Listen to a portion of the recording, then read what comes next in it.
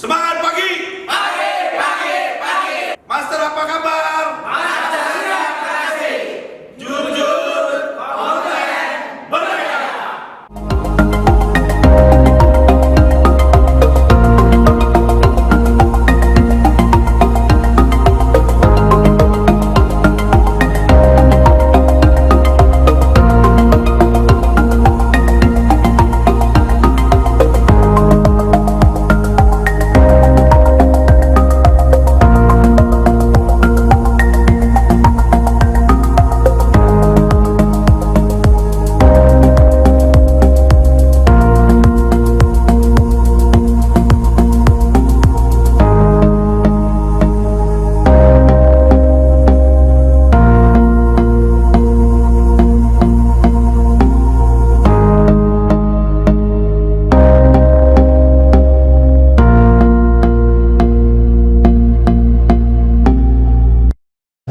Dan hari ini, hari terakhir, mudah-mudahan ini buat diri saya sendiri dan juga bisa diterapkan kepada teman-teman yang di lingkungan dinas tenaga kerja Provinsi Banten.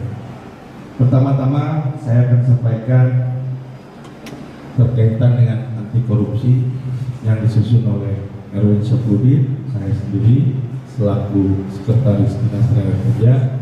Dan alhamdulillah saya pernah menjabat di Kepala Bidang HI Hubungan Industrial pada Dinas Tenaga Kerja Provinsi Banten di tahun 2018 sampai tahun 2021. Dan juga saya dipercaya oleh pimpinan di tahun 2021 menjadi Sekretaris Dinas Tenaga Kerja Provinsi Banten. Dan mudah-mudahan ini amanah untuk saya dan saya sendiri belum sempurna, tetapi kalau kita punya skill atau dasar berkaitan dengan pencegahan anti korupsi, karena apa? Sasaran kondisi saat ini ASN dalam hal ini pegawai negara yang selalu jadi sorotan oleh para KPH, baik itu KPK maupun kejaksaan dan kepolisian dan juga masyarakat. Kontrolnya kita sudah banyak dan bukan saja di kalangan ASN tetapi di perusahaan, tetapi umumnya memang banyak ada di kalangan ASN. Mudah-mudahan kita bukan termasuk golongan korupsi, dan saya hadir di sini ini untuk membekal diri saya agar tidak terjadinya korupsi, karena korupsi itu membahayakan diri sendiri dan membahayakan keluarga dan terutama membayarkan uang negara. Karena kita berbasis anggaran, jangan sampai nanti di saat kita menjabat selaku bendahara PPK, PPTK itu risiko yang sangat luar biasa. Di sini saya hadir selaku peserta penjuru anti korupsi.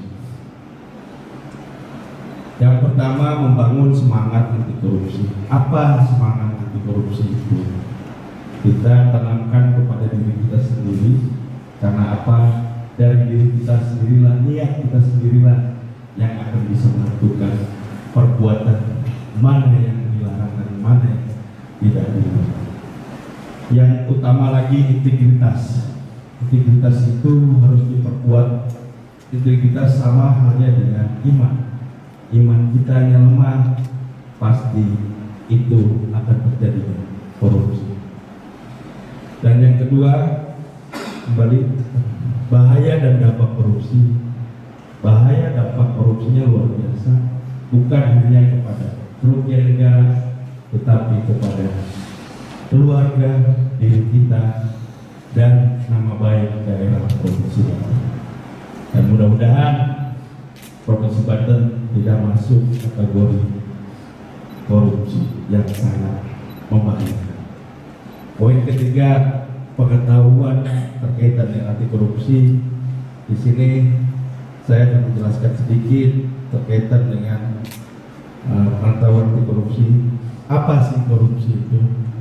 Korupsi itu ada kesempatan, ada jabatan kekuasaan, dan juga ada kesempatan dan apa namanya dalam hal ini kita selaku pegawai kita mengelola keuangan negara pasti ada niatan, makanya kita kembalikan ke membangun semangat anti korupsi tadi tergantung integritas kita, iman kita.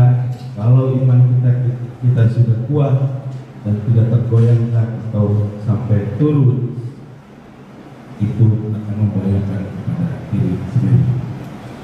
Membangun sikap anti korupsi itu nggak semudah membalikan telapak tangan. Saya di sini hadir, saya bukan tipikal orang yang jujur, tetapi saya pelaku dan saya 2003 itu masuk CPNS. Alhamdulillah saya diterima di Pegawai Negeri Sipil Provinsi Banten dan saya tahu bahwa memang lemahnya iman saya pada saat itu. Kita ketidaktahuan bahwa korupsi itu sangat membahayakan kepada diri saya terutama dan kepada keluarga saya. Poin yang pertama, strategis preventif. Upaya preventif adalah usaha pencegahan yang diarahkan untuk meminimalisasi penyebab dan peluang seseorang melakukan tindak pidana korupsi. Ada beberapa contoh di elektronik, media cetak maupun di televisi. Kita sama-sama melihat betapa mirisnya pada saat pejabat negara di-OTT oleh KPK. Apa yang terjadi pada saat itu, itulah cerminan kita agar tidak masuk kategori golongan orang yang berbangsa.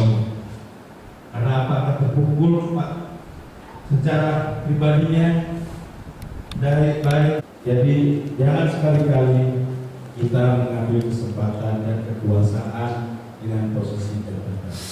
Jabatan itu amanah yang diamanatkan untuk rakyat agar kita bersama-sama untuk mencegah korupsi. Selanjutnya, tujuan akhir saya untuk penyuluhan anti korupsi yang pertama membangun Indonesia bersih dari korupsi karena korupsi melanggar hukum, khususnya Provinsi Banten. Poin kedua, korupsi harus diberantas untuk mewujudkan masyarakat Indonesia makmur dan bebas korupsi. Poin ketiga, mewujudkan impian Indonesia yang adil, makmur, dan sejahtera dan bebas dari korupsi. Karena kita pejabat publik dan kita akan bersentuhan kepada masyarakat maupun kepada perusahaan ataupun hal yang lain dari mulai perizinan selanjutnya. Di sini sudah saya jabarkan gratifikasi seperti apa, kayak semacam hadiah, pemberian hadiah. Jadi kalau Mbak Leoni nanti memediasi perusahaan, jangan sekali-kali Mbak Leoni menerima pemberian hadiah dari perusahaan. Kalaupun nanti Haji Padi melihat, itu wajib menegur Leoni, karena itu sudah diatur di dalam undang-undang Tipikor bahwa dilarang pemberian hadiah tersebut. Beda dengan ucapan terima kasih. Oke, lanjut. Uang pelicin kadang-kadang pada saat mediasi atau memenangkan perkara berkaitan dengan perselisihan, pasti ada saja yang menghadap Mbak Leoni ataupun Pak Haji Padi. Minimal kamu jawab tidak, tangan itu dikedepankan. Dan saya sudah digaji oleh negara dan tunjangan di Provinsi Banten saya sudah besar. Mohon maaf sebelumnya Bapak. Kamu tolong itu. Biarkan dia mau bicara apa bilang, karena kita pelayan publik, kita pejabat. Yang dikhawatirkan tadi dampaknya pada saat terkena undang-undang Tipikor. Hukumannya luar biasa itu. Juga pemerasan. Saya seandainya contoh memaksa Pak Ade untuk melibatkan diri atau masuk suatu kelompok diri saya dan dimintakan sesuatu, itu tidak baik. tentunya pelaku korupsi tadi yang saya jelaskan tadi Pak. Nah di sini teman-teman minimal tahu dasar-dasar hukumnya. Walaupun teman-teman bukan orang sarjana hukum, tetapi minimal tahu ada dasar hukum bahwa korupsi itu yang pertama Undang-Undang Nomor 28 Tahun 99 Penyelenggaraan Negara yang Bersih dan Bebas dari Korupsi, Kolusi, Nepotisme. Undang-Undang Nomor 31 Tahun 1999 Junto Undang-Undang Nomor 20 Tahun 2001 Pemberantasan Tindak Pidana Korupsi. PP Nomor 71 Tahun 2000 Tata Cara Pelaksanaan Peran serta masyarakat dan pemberi penghargaan dalam pencegahan dan pemberantasan tindak pidana korupsi. Jadi apa? Kita ini dikontrol oleh masyarakat. Kalau kita lalai berkorupsi, masyarakat berhak melaporkan kepada pihak yang berwajib. Undang-Undang Nomor 30 Tahun 2002 Komisi Pemberantasan Tindak Pidana Korupsi. Lanjut. Nah di sini ada 7 jenis yang dikategorikan korupsi menurut Undang-Undang Tipikor. Mudah-mudahan ini pencerahan buat diri saya dan pencerahan buat teman-teman di lingkungan Dinas Tenaga Kerja Provinsi Banten. Yang pertama menyebabkan kerugian negara, gratifikasi, penghilapan dalam jabatan, bentuk kepentingan dalam pengadaan. Nah, di sini ada pengadaan ini. Ya ada yang hadir. Selanjutnya perbuatan curang, pemerasan dan suap menyuap. Sampai di sini teman-teman ada yang ditanyakan, kita sesi tanya jawab saja biar hidup. Dan terakhir dengan saya selaku calon penyuluh anti korupsi, dan mudah-mudahan ini bisa ada dampak kepada diri saya dan teman-teman bisa berubah. Silakan, ada yang ditanyakan sampai di sini?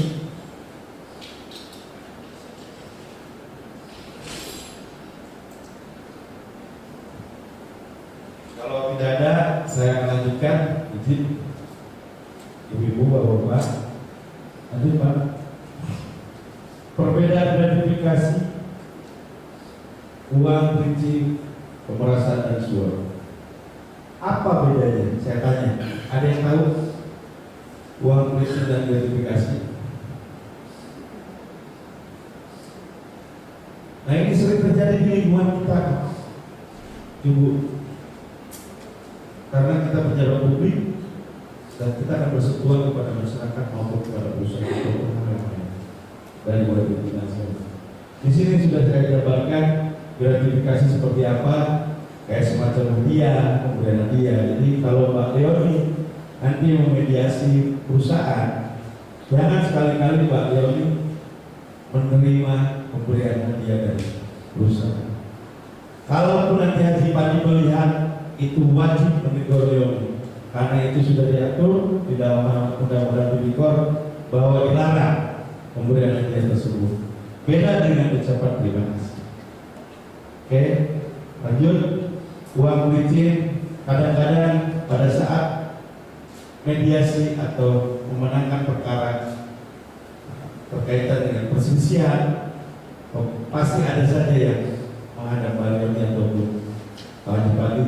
Minimal kamu jawab tidak, tangan itu di depan. Dan saya sudah digaji oleh negara dan tunjangan di Provinsi Banten saya sudah besar. Mohon maaf sebelumnya. Kamu tolak saja. Biarkan dia mau bicara apa sudah apa, karena kita pelayan publik, kita pejabat. Yang dikhawatirkan tadi dampaknya pada saat terkena Undang-Undang Tipikor. Hukumannya luar biasa itu. Juga pemerasan. Saya adanya contoh memaksa Pak Ade untuk melibatkan diri atau masuk suatu kelompok diri saya dan dimintakan sesuatu itu tidak. Suap sama halnya, suap itu dilarang oleh Undang-Undang Tipikor atau Undang-Undang KPK. Jadi jangan sekali-kali teman-teman di lingkungan dinas tenaga kerja, karena ini bagian dari keseharian kita pada saat berhadapan dengan persoalan-persoalan dengan masyarakat maupun dengan perusahaan. Lanjut.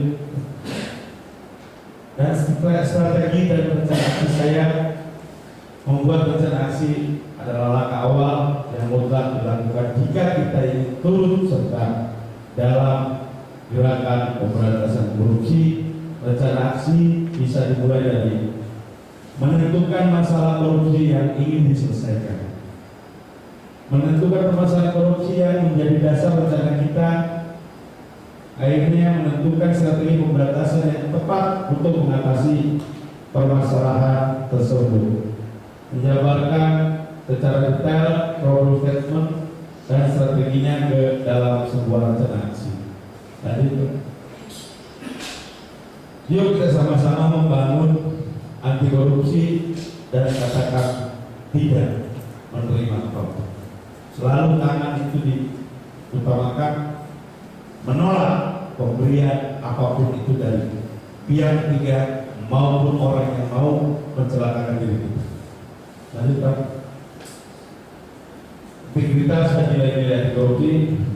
Nah di sini di ujian kita mayoritas muslim, bahwa kita beragama Islam, ada iman kita yang pernah diajarkan oleh ustadz maupun kiai, bahwa kalau kita imannya goyah itu pasti tidak jujur berhadapan apapun itu.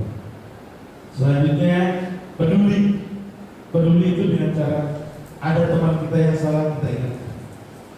Jadi dari tanamkan diri kita dulu, tanamkan diri kita, baru sampaikan kepada orang lain. Mandiri, disiplin, tanggung jawab, kerja keras, sederhana, berani, adil. Nah inilah saat ini ASN yang harus kita terapkan.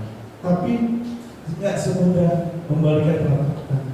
Minimal ada dasar dari diri kita sendiri untuk kepada orang lain, diterapkan kepada orang lain agar tidak berkorupsi. Lanjut. Tadi undang-undang tipikor sudah, lanjut Pak.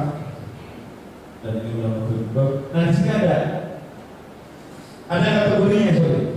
Dipidana dengan pidana penjara paling singkat 1 tahun dan paling lama 5 tahun atau denda. Ini yang sangat mengerikan. Biasanya level kepala dinas itu ditargetkan oleh KPK. Level di bawah kepala dinas eselon 3 ke bawah dan non ASN, yaitu kepolisian dan kejaksaan. Itu semua sudah dibagi secara undang-undang. Lanjut.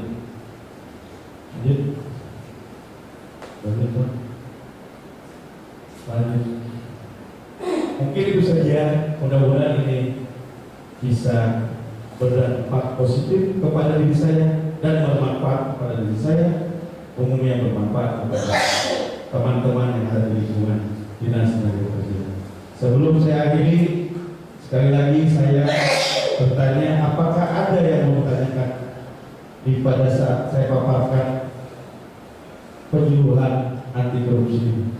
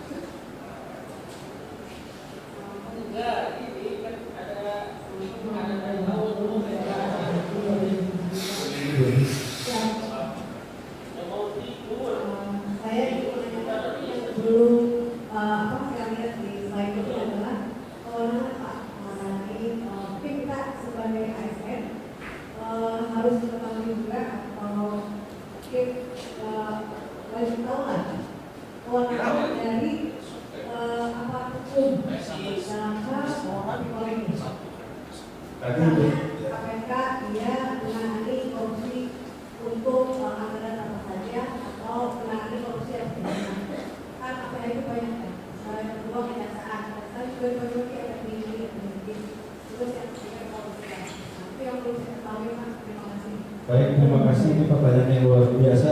Hapus dulu buat semuanya tuh. Ada yang sedang berpikir Pak. Saya lupa menyampaikan tadi ada takaran anggaran yang berada di tangan oleh KPK dan anggaran di tangan oleh kejaksaan maupun polisi. Di sini ada kategorinya Bu Haji. Yang pertama pulang materi. Kalau tidak salah itu 100 juta itu.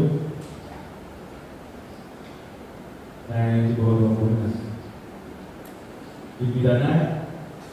Ini di Undang-Undang Tipikor pasal 12 nomor 20 tahun 2021 ada beberapa poin memang banyak hal yang cenderung kenapa sih sasarannya pada ASN itu umum Bu, karena apa kita punya pengelola anggaran dan memang kita kinerja berbasis anggaran. Makanya kita mengelola anggaran negara ini sangat berhati-hati. Ya harus ada regulasinya dan memang harus tepat sasaran. Di sini ada, mohon maaf kalau nggak salah, pegawai negeri atau penyelenggara negara yang menerima hadiah dan ada kategori nilai uang itu kurang lebih yang 50 juta OTT atau tangkap tangan itu kewenangan ada di kejaksaan yang seingat saya kemarin di materi di teman-teman di Zoom kemarin, dan di atas itu di kewenangan KPK. Tetapi ada kategorinya, levelnya di pejabat negara itu di atas eselon 2 itu kewenangan KPK. Di bawahnya itu kewenangan kalau bicara OTT. Tetapi ada hal lain. Kalau undang-undang Tipikor itu bisa dikewenangan oleh kejaksaan negeri maupun oleh kepolisian. Tidak melihat kategori eselon 2 dan 3. Kalau memang ada pengaduan memang mencurigakan atau perbuatan melawan hukum bisa saja. Jadi tidak ada nominalnya. Kalau bicara tindak pidana korupsi. Tetapi kalau OTT itu ada nominal. Ada nominal. Kalau seingat saya ada nominal. Yang di atas 100 juta itu bisa saja dilakukan oleh KPK. Contohnya lampu universitas, lampunya penerimaan itu, dan itu kita semua melihat, kita tidak ada-ada, sudah terjadi di televisi, di media sosial maupun di elektronik yang lainnya. Berapa sih yang suapan itu hanya 100 juta. Siapa yang merugikan ini? Kedua-duanya. Tetapi ada yang tidak dilanjutkan perkaranya. Itu sampai sekarang belum kita ketahui seperti apa. Karena kami belum masuk ke ranah itu, wajib. Kami hanya sebatas mengingatkan, memberikan pemahaman, edukasi agar kita ASN Pemprov jangan melakukan korupsi. Yuk kita jalan lagi. Pagi. Master apa kabar? Master siap beraksi. Jujur, kompeten, berdaya. Baik, terima kasih. Mungkin demikian singkat waktunya. Mudah-mudahan kondisi saat ini terbebas dari korupsi, khususnya di Dinas Tenaga Kerja Provinsi Banten. Sekali lagi, saya ucapkan terima kasih kepada teman-teman yang hadir dan mohon doa dan restu untuk saya. Mudah-mudahan saya dikuatkan iman saya dan diperkuatkan secara lahir batin saya. Bismillahirrahmanirrahim. Wassalamualaikum warahmatullahi wabarakatuh.